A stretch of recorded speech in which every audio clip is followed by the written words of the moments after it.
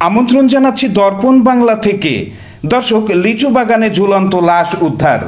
৫ June বৃহস্পতিবার পাবনার চাটমোহর উপজেলার মথুরাপুর ইউনিয়নের উথুলি গ্রামে একটি লিচু বাগানে ঝুলন্ত অবস্থায় ৫২ বছরের জাহানারা খাতুনের লাশ উদ্ধার করেছে চাটমোহর থানা পুলিশ। বৃহস্পতিবার সকালে লিচু বাগানের পাশে একটি ক্ষেতে ঘাস কাটতে এসে এক কৃষক ছোট একটি লিচু গাছে গলায় ওড়না দিয়ে পেঁচানো ঝুলন্ত অবস্থায় জাহানারা খাতুনকে দেখতে পায়। এই খবর পেয়ে পুলিশ ঘটনাস্থলে গিয়ে জাহানারা খাতুনের লাশ নামিয়ে প্রাথমিকভাবে তদন্ত করে পাবনা মেডিকেল কলেজ হাসপাতালে ময়না তদন্তের জন্য প্রেরণ করা হয়। পরিবারের দাবি, এটি আত্মহত্যা নয়, পরিকল্পিতভাবে হত্যা করা হয়েছে। জাহানারার প্রবাসী সন্তানের স্ত্রী জানান, পাশের বাড়ির সাবেক মেম্বার মিরাজের সাথে দীর্ঘদিন ধরে বিবাদ চলে আসছিল জাহানারার পরিবারের সাথে।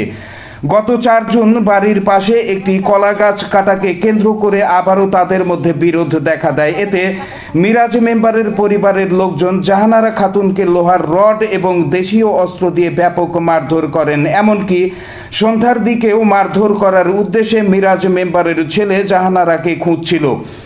এই ঘটনাকে কেন্দ্র করে এলাকায় ব্যাপক চাঞ্চল্যের সৃষ্টি হয়েছে।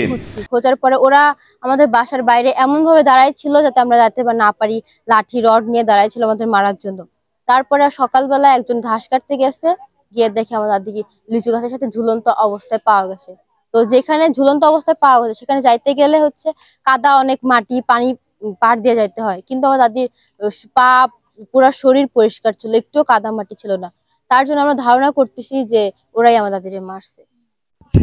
আমার শাশুড়ি আত্মহত্যা করে নাই, বরঞ্চ ওরা মেরে ফেলছে। এর জন্য আমরা বিচার চাই। হয় আমাদের শাশুড়ি জান চলে গেছে, এর বদলে ওদের আমি জান চাই। কঠোর থেকে কঠোর যেন ফাঁসি হয়, আরো যারা বাদ বাকি ছিল এদের যেন কঠোর থেকে কঠোর হচ্ছে শাস্তি হয়। এ ব্যাপারে সহকারী পুলিশ সুপার আরজুমা আক্তার জানান, লাশ উদ্ধার করে ময়না তদন্তের জন্য প্রেরণ করা হয়েছে। আমরা ঘটনাস্থল পরিদর্শন করেছি। প্রিয় দর্শক, এতক্ষণ দর্পণ বাংলার সাথে থাকার জন্য ধন্যবাদ।